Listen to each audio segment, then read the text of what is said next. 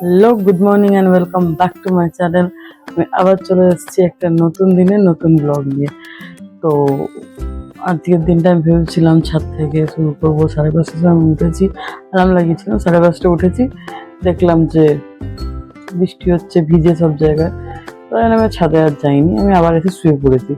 তো এখন থেকে আমি এবার দিনটা শুরু করছি। তো আবার অ্যাজ ইউজুয়াল গরম জল দিয়ে দিনটা শুরু হচ্ছে। চলুন দেখা যাক সারাদিন কি কি করি। তো চলুন, আজকে ব্রেকফাস্ট নিয়ে চলে এসেছি। ব্রেকফাস্ট টাইম প্রোটিন শেক খাচ্ছি। এরপর চলে যাবো হচ্ছে রান্নাঘরে দুপুরের লাঞ্চ বানাতে। তো চলুন ওটা একটু পরে শেয়ার করবো আপনাদের সাথে যে আমি কিরমভাবে কি রান্না করি।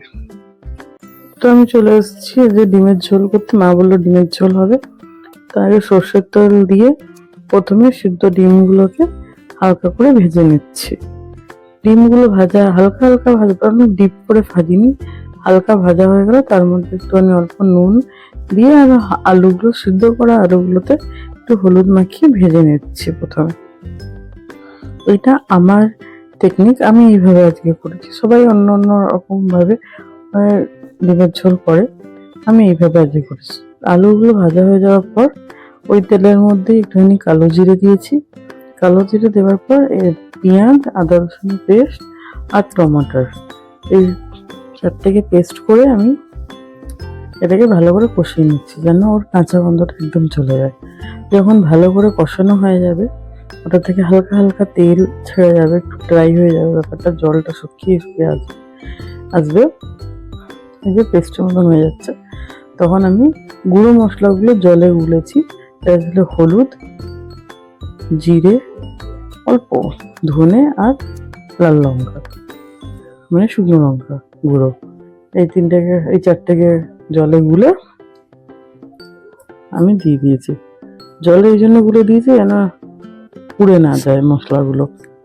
আর তারপরে কাঁচা লঙ্কা দিয়েছি, আলু দিয়ে ভালো করে ওটাকে কষিয়ে নিই। ভালো করে একদম কষানো হয়ে গেলে জল ঢেলে টকবক করে ফোটার জন্য ঢাকা দিয়ে রেখেছিলাম।